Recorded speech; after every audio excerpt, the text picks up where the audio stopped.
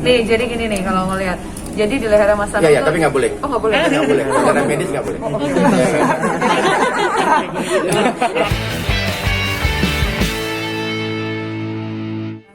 Memutuskan untuk operasi. Biasanya memutuskan operasi karena memang sudah ada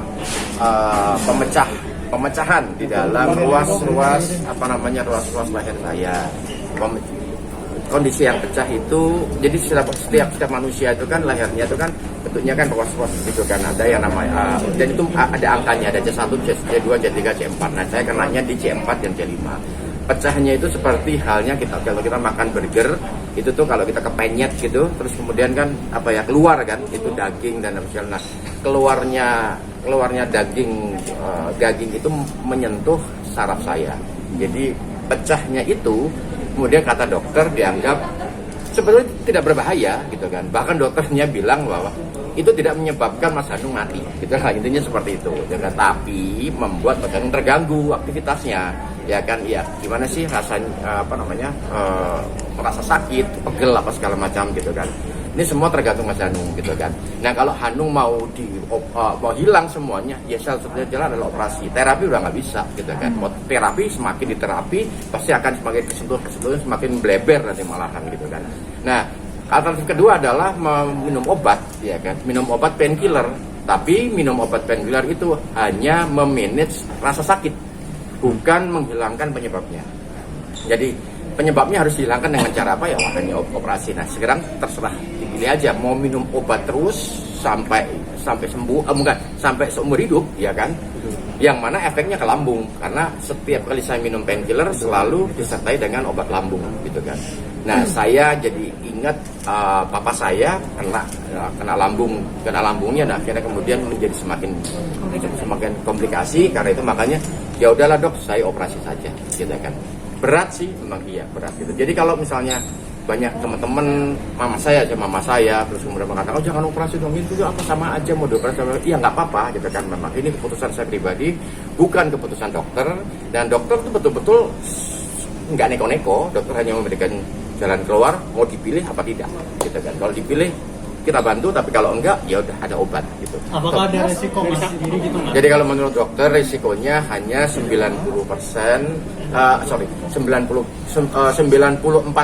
itu tuh berhasil. Artinya sembuh, ya kan.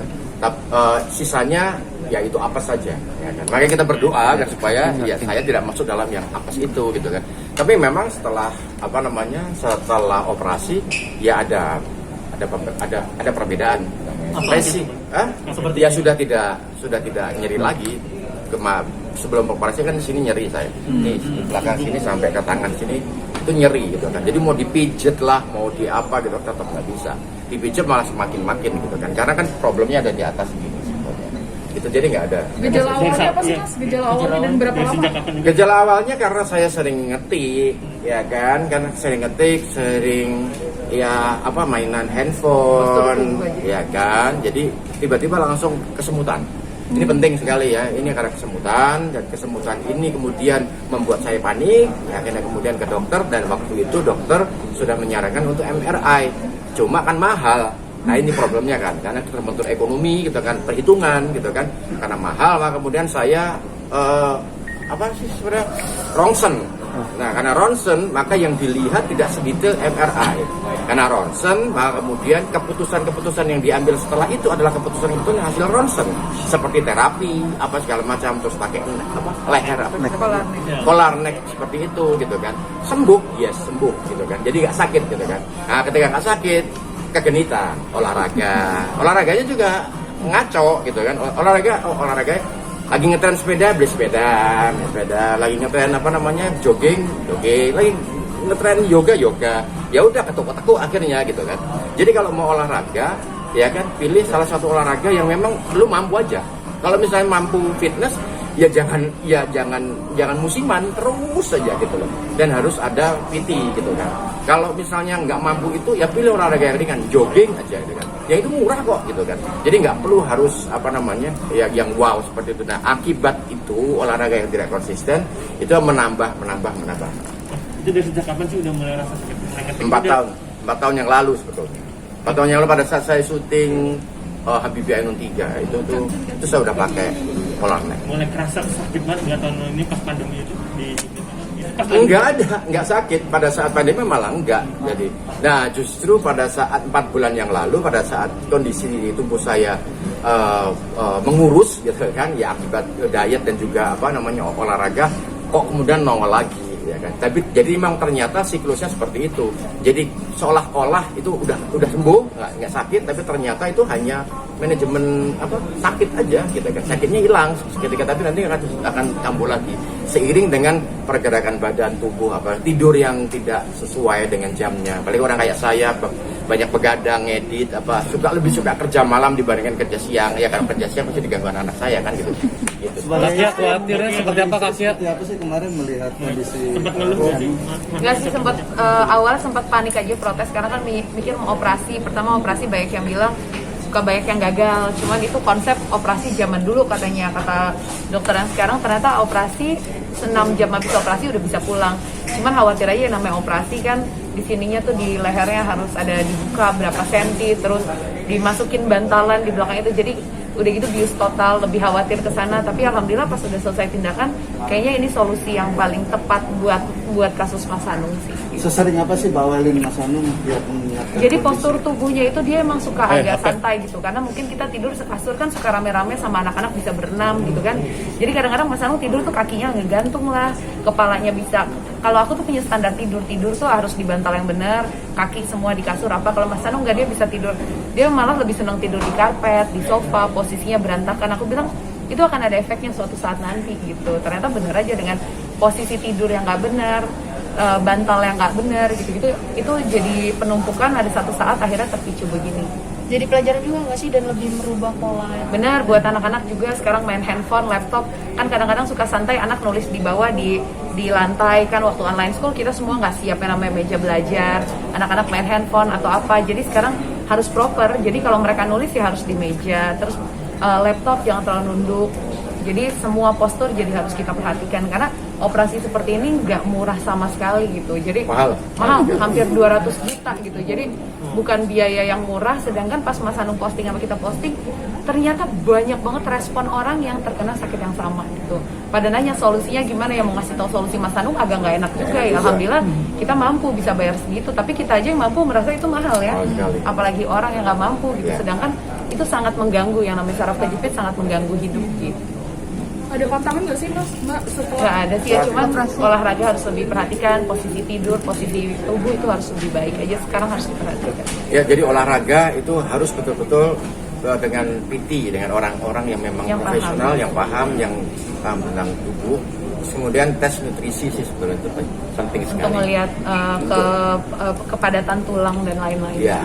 Artinya tapi ini memang setelah melakukan operasi bisa dibilang insya Allah saraf kejepitnya Mas Hanung ini sembuh total.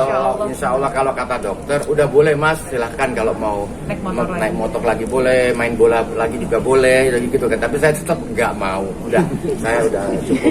Ya, tapi secara medis nggak ada kemungkinan nanti kayak manajemen sakitnya akan sembuh lagi. Insya Allah sudah tidak. Tapi ini pemulihannya 12 minggu. Jadi sebelum 12 minggu masih berasa penyesuaian, ada nyeri kiri kanan bahu itu masih ada gitu kan. Sempat ngikutin terapi kayak alternatif? Sudah semua, udahlah dari tukang pijit dari manapun yang udah pakai salep apa? Udah semua jenis tukang pijit. Jenis tukang pijit yang tulang lah, yang saraf, yang apa segala macam. Aku puntur semuanya gitu kan. Dari renang, dari berbagai macam gaya berenang udah. Apanya? Operasi pas tanggal berapa? Nih, jadi gini nih kalau ngelihat. Jadi di leher Mas Hanung. Iya, tapi nggak boleh. Oh, nggak boleh. Nggak boleh. Secara medis nggak boleh. Kayak ada pen yang ditaruh di tengah-tengah tulangnya dia gitu. Buat pengganti bantalan. Operasi pas tanggal berapa? Masih ingat berapa jam? Ya, operasi seminggu yang lalu saja. Berapa lama? Tapi namanya habis operasi udah bisa pulang. Berapa lama? Apanya? Operasinya? Operasinya sih cuma 2 jam. 50 menit. 50 menit, tapi di dalam Sudah dalam ruangan itu 2 jam. Yang lama itu adalah upacara-upacara di rumah sakit. Tes apa namanya, jantung, administrasi, PCR, itu lama sekali. Itu seharian sendiri itu kan. Terus dokter jantung masuk, dokter asma masuk, apa segala, dan semuanya bertanya, kenapa Mas Anu? Ada apa Mas Anu? Saya harus coba dari awal lagi. Itu yang lama itu. Ya, yang jelas sekarang saya kemungkinan sekali tidak mungkin untuk begadang lagi sudah kayak nggak mungkin karena Produser terus. ya kan. Dokter marah. Bismillah. Sedikit dong ceritain soal kehidupannya sekarang kan lebih banyak standby di Jogja nih, mungkin seperti apa sama anak-anak setelah pindah ke sana? Enggak sih, kita waktu itu di Ya, karena Jogja pandemi hanya aja. pandemi, ya 2 kan, tahun. 2 tahun, dan sekarang sudah mulai sekolah offline. Ya, kita sudah kembali ke Jakarta, ya kan, dan sekarang masuk online lagi. Mbak Saskia, aku pernah lihat postingan Mbak Saskia nih lebih nyaman tinggal di Jogja, tapi anak-anak belum approve nih, mungkin gimana tuh? Iya, anak-anak belum siap buat pindah sekolah dan kita emang juga belum menemukan sekolah Islam yang ID.